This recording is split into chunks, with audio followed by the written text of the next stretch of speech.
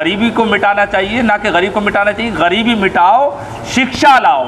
जब शिक्षा आ जाएगी गरीबी मिट जाएगी, और शिक्षा आ जाएगी तो बाल विवाह ऑटोमेटिक रुक जाएगा। ये हमने जो प्रेस कॉन्फ्रेंस की है, बाल विवाह के खिलाफ जो अभियान चल रहा है, हम लोगों से अपील करना चाहते हैं कि कानूनी एतबार से बाल विवाह के इस अभियान में मिलजुल कर हिस्सा लें और भरपूर साथ दें, ताकि ये बाल विवाह का मसला ख़त्म हो। और जब ही ख़त्म होगा जब हम एक दूसरे से मिलजुल कर साथ देंगे और जो उसूल, जो कानून, जो संविधान हमारा कहता है बाल विवाह के मामले में, उस पर हम अमल करें।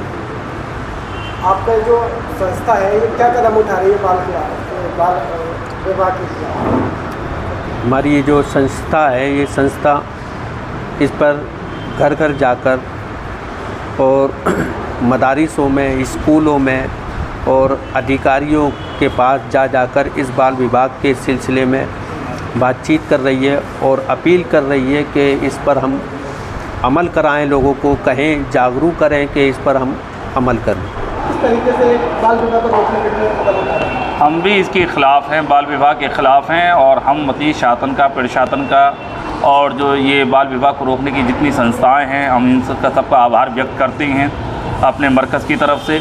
और लोगों से हमेशा हम ये अपील करते चले आए हैं कि जो भारत के संविधान के मुताबिक जो आयु मुकर्रर की गई है बच्चों की शादी विवाह के लिए, उस पर अमल किया जाए और भारत के कानून पर अमल किया जाए, और जो उम्र मुकर्रर है उसी के ऊपर उन बच्चों की शादी की जाए।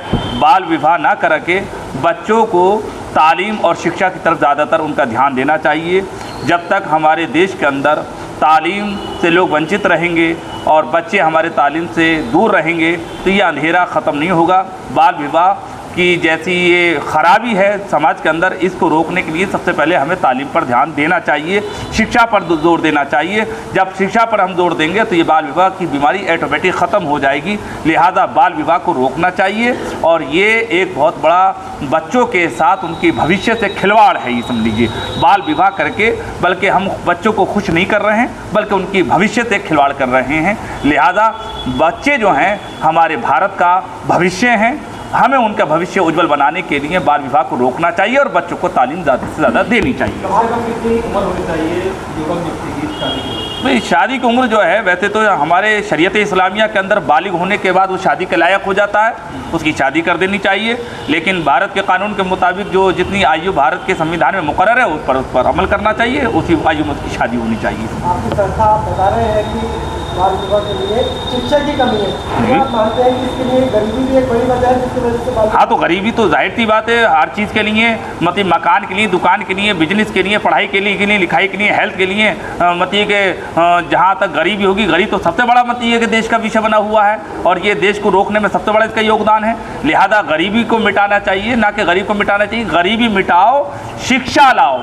जब शिक्षा आ जाएगी गरीबी मिट जाएगी, और शिक्षा आ जाएगी तो बाल विवाह ऑटोमेटिक रुक जाएगा। लिहाजा मैं शासन प्रशासन मीडिया का अनुरोध करता हूं कि बाल विवाह पे ज़्यादा से ज़्यादा रोक लगानी चाहिए और साथ ही साथ शिक्षा पर जोर देना चाहिए। कि जस्ट राइट फॉर चिल्ड्रन प्रेरित संस्था की ओर से लगातार जनता को जागरूक किया जा रहा है शासन प्रशासन के सहयोग से, और हम लगातार क्षेत्र में जाकर, गांव देहात क्षेत्रों में जाकर लोगों को जागरूक कर रहे हैं जो गैर कानूनी है बाल विवाह उसको रोकने के लिए, ताकि कानून के अनुसार बालिग होने के पश्चात ही बच्चों की शादी विवाह होनी चाहिए, बालिकाएं हों या बालक हों।